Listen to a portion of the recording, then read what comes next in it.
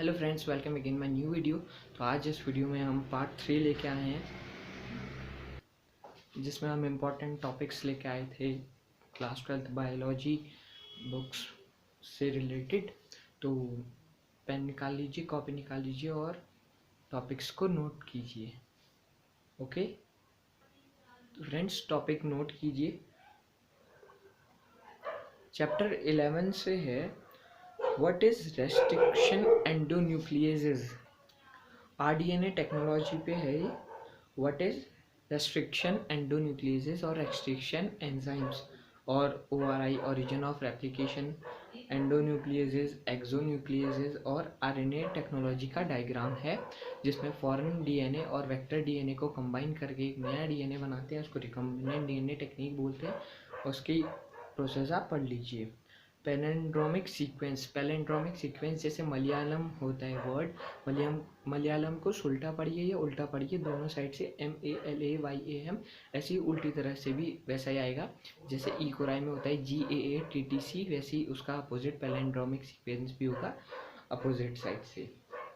और वैसे ही gel electrophoresis एक मोस्ट इम्पॉर्टेंट टॉपिक है। और थर्ड है क्लोनिंग वेक्टर्स। PBR 322 का डायग्राम आता है और उसमें ORI, एम्पिसिलिन, टेट्रासाइक्लिन ये सब पूछे जाते हैं।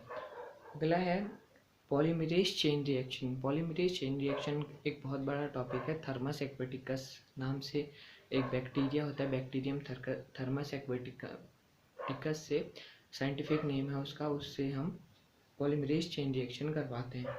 बायोरिएक्टर होता है स्ट्रीट टैंक और स्पार्क टैंक बायोरिएक्टर है, वो पढ़ लीजिए। और डाउन स्ट्रीम प्रोसेसिंग पढ़ लीजिए, इम्पॉर्टेंट है। क्लास चैप्टर 12th में है BT कॉटन, जो अभी बोर्ड के एग्जाम में भी आया था। BT कॉटन का पूरा जो टॉपिक है वो पढ़ लीजिए। और फ्रेंड्स इसका दूसरा टॉपिक है पेस्ट रेजिस्टेंट प्लांट है, उसका पूरा एक टॉपिक है वो पढ़ लीजिए। और फ्रेंड्स अगला टॉपिक है फॉर्मेशन ऑफ इंसुलिन। 211 पेज पे टॉप पे दिया गया है, जिसमें A पेप्टाइड और C पेप्टाइड को ज्वाइन करते हैं।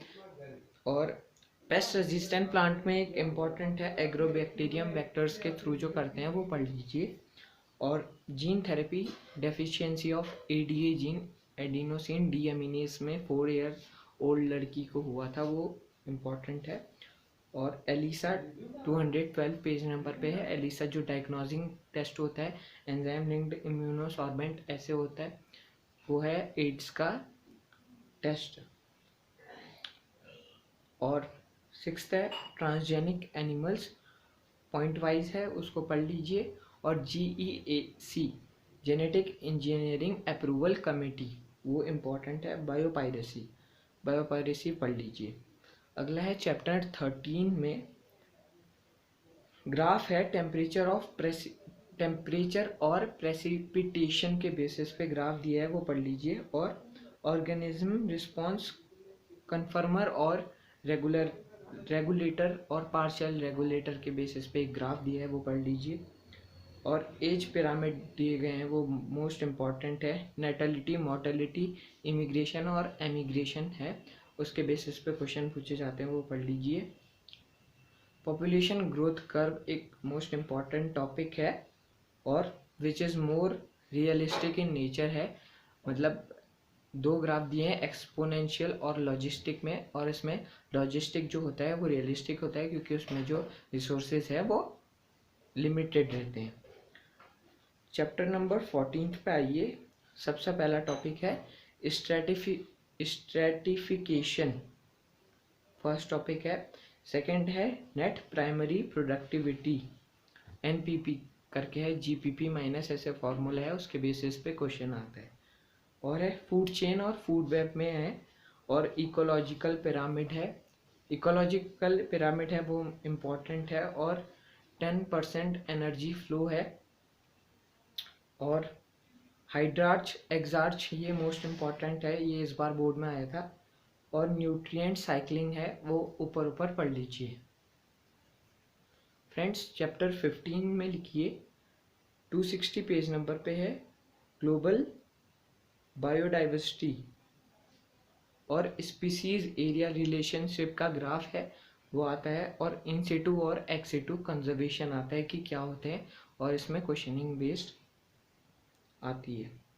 चैप्टर 16 में है इलेक्ट्रोस्टैटिक प्रेसिपिटेटर है, और ग्राफ है 274 पेज नंबर पे। डोमेस्टिक सीवेज का कंसंट्रेशन और डायरेक्शन ऑफ फ्लो में ग्राफ है, वो मोस्ट इम्पॉर्टेंट है क्योंकि वो सीवेज में भी काम आता है। एल्गल ब्लूम है, जो एल्गी का कंसंट्रेशन बढ़ जाता है, उसके कारण जो एक्वेटिक एनिमल्स हैं वो सस्टेन नहीं कर पाते हैं, उसको एल्गल ब्लूम कहते हैं। ऐसे करके डेफिनेशन है, पढ़ लीजिए। बायोमैग्निफिकेशन है कि कंसंट्रेशन इंक्रीज होता रहता है टॉक्सिक सब्सटेंसेस का। यूट्रॉफिकेशन है, ओजोन डिप्लीशन है, और स्लैश एंड बर्न एग्रीकल्चर, झूम कल्टीवेशन और चिपको मूवमेंट ऊपर ऊपर रीडिंग मान लीजिए। और फ्रेंड्स, जो चैप्टर 2 में मेरे कहने एक टॉपिक छूटा था, उसमें था एनाट्रोपस ओव्यूल का डायग्राम था, वो मोस्ट इम्पॉर्टेंट है। तो फ्रेंड्स, ये सब टॉपिक इम्पॉर्टेंट है, इनको पढ़ लीजिए, और जो बाकी टॉपिक है उनका ऊपर से रीडिंग मान लीजिए।